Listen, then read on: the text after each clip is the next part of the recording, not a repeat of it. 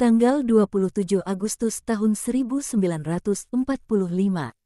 Rumah di Nazaret akan menjadi tempat yang paling cocok untuk kenaikan rohani. Ada damai, keheningan, keteraturan. Kekudusan tampak memancar dari batu-batunya, dari pepohonan di kebun sayur-mayur dan buah-buahan, atau tercurah dari jerami tenteram yang membentuk sebuah kubah surgawi di atasnya. Pada kenyataannya kekudusan dihembuskan dari Ia yang tinggal di dalamnya, dan yang bergerak dengan gesit dan tenang, dengan gerak tubuhnya dan langkah kaki ringannya yang tak berubah. Senantiasa muda, sama seperti kala Ia memasuki rumah itu sebagai seorang mempelai, dan dengan senyuman yang sama yang menenangkan dan membelai. Matahari, di awal pagi ini, bersinar di sisi sebelah kanan rumah, yang dekat dengan permukaan tanah bergelombang pertama dari bukit, dan hanya puncak-puncak pepohonan memanfaatkan sinarnya. Yang pertama-tama adalah pepohonan zaitun yang ditanam dekat teras guna menahan tanah lewat akar-akarnya. Pepohonan itu adalah pepohonan zaitun yang masih bertahan dari hutan kecil zaitun Yoakim. Pepohonan besar yang bengkok-bengkok batangnya dengan cabang-cabangnya yang tebal menjulang ke langit seolah mereka memohon berkatnya atau berdoa juga dari tempat yang damai tenang itu. Dulu hutan kecil itu terdiri dari banyak pohon yang, bagai para peziarah yang sedang berdoa, membentuk suatu prosesi panjang yang terbentang hingga sejauh padang-padang di mana hutan kecil zaitun dan padang-padang menjadi tempat penggembalaan. Namun hanya tinggal beberapa pohon saja sekarang yang tersisa dalam wilayah properti Yoakim yang sudah dipapras. Berikutnya yang mengambil manfaat dari sinar matahari adalah pepohonan almond yang tinggi kokoh dan pepohonan apel, yang dengan cabang-cabangnya membentuk naungan di atas kebun. Lalu ada sebatang pohon delima yang menikmati berkas-berkas matahari, dan yang terakhir adalah pohon ara dekat rumah.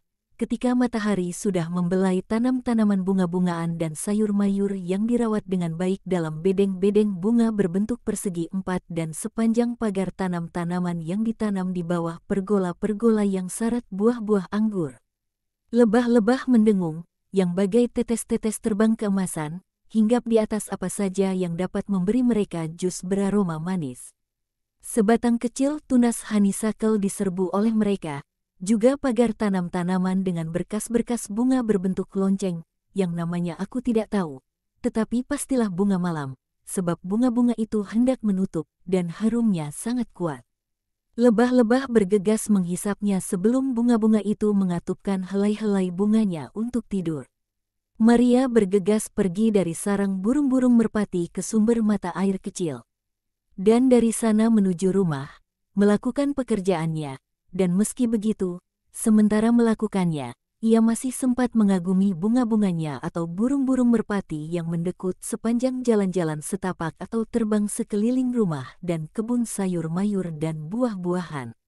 Yudas Iskariot kembali dengan membawa tanam-tanaman dan cangkokan. "Salam, Bunda, mereka memberiku semua yang aku inginkan. Aku kembali dengan berlari supaya tanam-tanaman ini tidak rusak. Tetapi aku harap mereka akan berakar seperti honeysuckle itu. Tahun depan kebunmu akan menjadi seperti sebuah keranjang penuh bunga. Dan dengan demikian engkau akan mengingat Yudas yang malang dan masa tinggalnya di sini," katanya, sembari dengan riang mengeluarkan dari sebuah tas kain beberapa tanaman, yang akar-akarnya dibungkus tanah dan dedaunan lembab, dan juga beberapa cangkokan dari tas kain lainnya. "Terima kasih, Yudas. Sungguh banyak terima kasih. Kau tidak tahu betapa gembiranya aku memiliki honeysuckle itu dekat groto kecil. Ketika aku masih seorang gadis kecil, di sana, di ujung padang-padang itu, yang adalah milik kami pada masa itu, ada sebuah groto yang lebih indah, dan tanam-tanaman ivy serta honeysuckle menghiasinya dengan cabang-cabang dan bunga-bunganya, membentuk semacam tirai dan naungan bagi bunga-bunga lili kecil yang tumbuh dalam groto, yang dijadikan sepenuhnya hijau oleh sulaman halus Maidenhair. Sebab ada sebuah mata air di sana. Di bait Allah aku sering memikirkan groto itu dan aku katakan padamu bahwa apabila aku berdoa di hadapan tabir suci, sebagai seorang perawan dari bait Allah, aku tidak merasakan kehadiran Allah yang terlebih kuat. Tidak, harus aku katakan bahwa aku memikirkan di sana tentang percakapan-percakapan manis jiwaku dengan Tuhanku. Yosefku mempersiapkan groto ini untukku, dengan aliran airnya yang baik ini, bukan terutama karena fungsinya, melainkan untuk memberiku sukacita akan groto yang seperti yang satunya. Yosef sungguh baik, dan penuh perhatian bahkan pada detil-detil yang paling remeh. Dan ia menanam honeysuckle dan ivy, yang terakhir masih hidup sedangkan yang pertama mati semasa tahun-tahun kami di pengungsian. Ia menanamnya lagi di kemudian hari. Tetapi, tanaman itu mati 3 tahun yang lalu.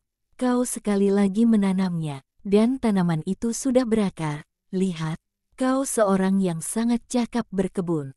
Ya, semasa anak-anak, aku sungguh sangat suka bertanam dan ibuku mengajariku bagaimana merawatnya.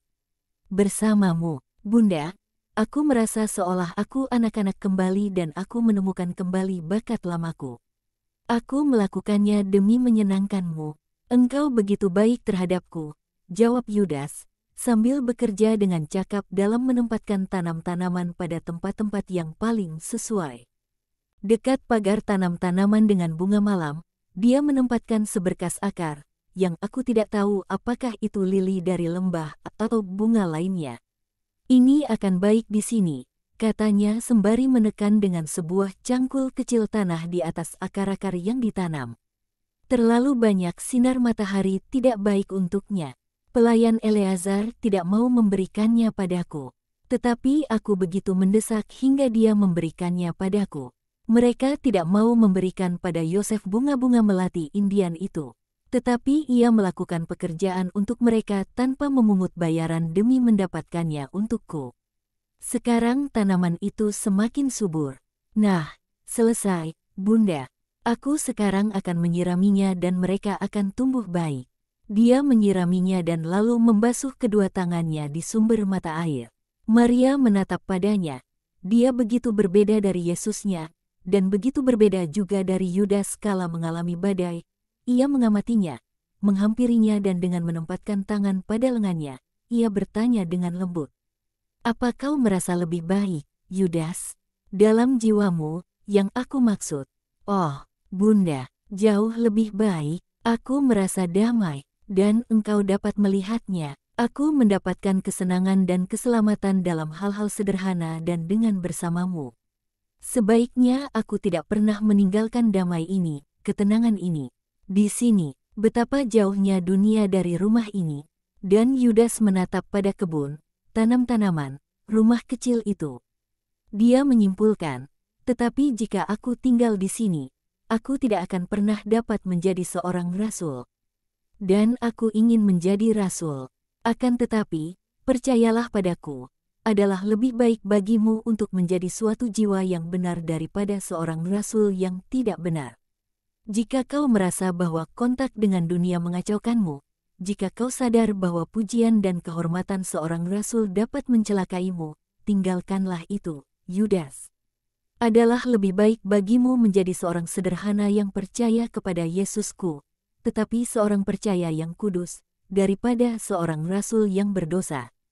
Yudas menundukkan kepalanya termenung. Maria meninggalkannya dengan permenungannya dan masuk ke dalam rumah ke pekerjaan rumah tangganya. Yudas tinggal seperti itu untuk beberapa waktu lamanya.